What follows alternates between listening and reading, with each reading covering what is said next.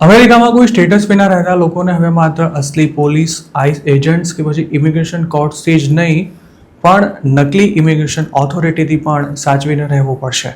આ અંગે એફબીઆઈએ એક વોર્નિંગ આપતા જણાવ્યું છે કે અનડોક્યુમેન્ટેડ ઇમિગ્રન્ટ્સને ટાર્ગેટ કરી તેમની પાસેથી પૈસા પડાવતા તત્વો સમગ્ર અમેરિકામાં એક્ટિવ થયા છે. આ લોકો ડિપોર્ટેશનનો ડર બતાવી ઇમિગ્રન્ટ્સ પાસેથી પૈસા ખંખેરે છે. ભોગ બનનારાને કોઈ શંકા ના જાય તે માટે તેને વર્ચ્યુઅલ હિયરિંગમાં પણ બોલાવાય છે અને તેમાં ઇમિગ્રેશન કોર્ટ અથવા આઈસની ઓફિસ જેવું સેટઅપ બનાવીને નકલી જજ કે પછી ઓફિસર બની ગયેલા ગઠિયા લોકોને ડરાવી રાતોરાત ડિપોર્ટ કરી દેવાની ધમકીઓ આપે છે. એવું નથી કે અમુક તત્વો માત્ર નકલી જજ અને ઓફિસર બનીને જ ઇલીગલ ઇમિગ્રન્ટ્સને ટાર્ગેટ કરી રહ્યા છે. ડિપોર્ટેશનથી ફફડી રહેલા લોકોને સસ્તામાં કેસ લડી આપવાની લાલચ આપીને નકલી વકીલો પણ તેમની પાસેથી પૈસા પડાવી રહ્યા છે. એબીસી ન્યૂઝના એક રિપોર્ટ પ્રમાણે આવા કેટલાક મામલા એફબીઆઈ સુધી પણ પહોંચ્યા બાદ એજન્સીએ લોકોને સાવધાન રહેવા માટે ચેતવણી આપી છે. શિકાગો ફિલ્ડ ઓફિસના ચીફ રોબર્ટ રિચાર્ડસને આ અંગે જણાવ્યું હતું કે આખા અમેરિકામાં આ પ્રકારના ફ્રોડ વધી રહ્યા છે, જેમાં ઇમિગ્રન્ટ્સને ટાર્ગેટ કરવામાં આવી રહ્યા છે. આ સ્કેમ અંગે વધુ માહિતી આપતા તેમણે જણાવ્યું હતું કે સ્કેમર્સ વિક્ટિમને જેલમાં ના જવું હોય તો એડવાન્સમાં બોન્ડ ભરી દેવા માટે કહી તેમની પાસેથી મોટી રકમ પડાવી લે છે.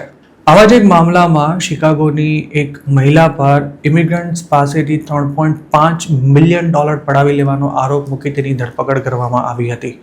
ન્યુયોર્કમાં પણ નકલી ઇમિગ્રેશન જજ, લો એન્ફોર્સમેન્ટ ઓફિસર્સ અને લોયર બની ગયેલા 5 લોકો સામે કાયદાકીય કાર્યવાહી શરૂ કરાઈ હતી. આ તમામ લોકોએ પોતાનો ગુનો કબૂલ કરવાનો પણ ઇનકાર કરી દીધો હતો.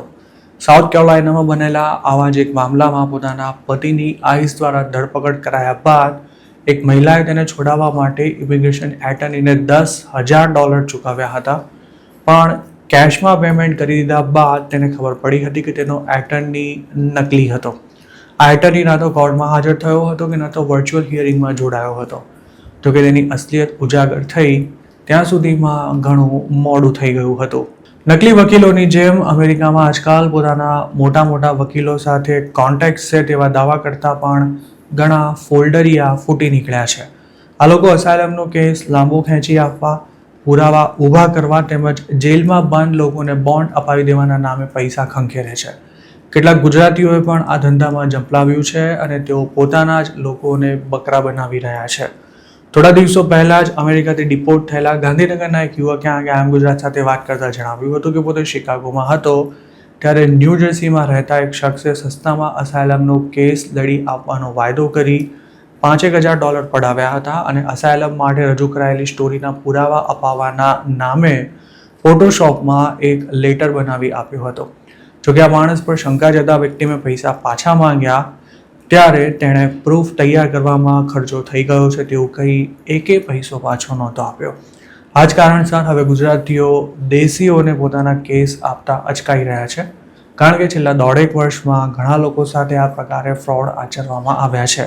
અમેરિકામાં જેન્યુઇનલી પ્રેક્ટિસ કરતા ઇમિગ્રેશન લોયર્સ ક્યારેય કેશમાં પેમેન્ટ નથી લેતા અને દરેક ફાઇનાન્શિયલ ટ્રાન્ઝેક્શન્સની રિસિપ્ટ પણ આપવામાં આવતી હોય છે.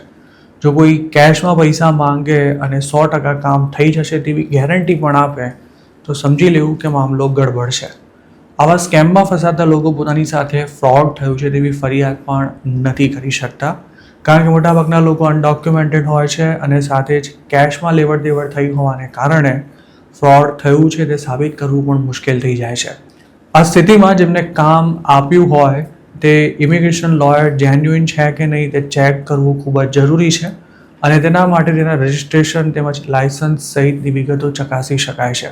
આ ઉપરાંત જો કોઈ ધરપકડથી બચવા માટે એડવાન્સમાં બોન્ડ ભરવાનું કહે તો પણ તેની વાત પર વિશ્વાસ ન કરવો, કારણ કે અમેરિકામાં એડવાન્સ બોન્ડ જેવી કોઈ સિસ્ટમ છે જ નહીં.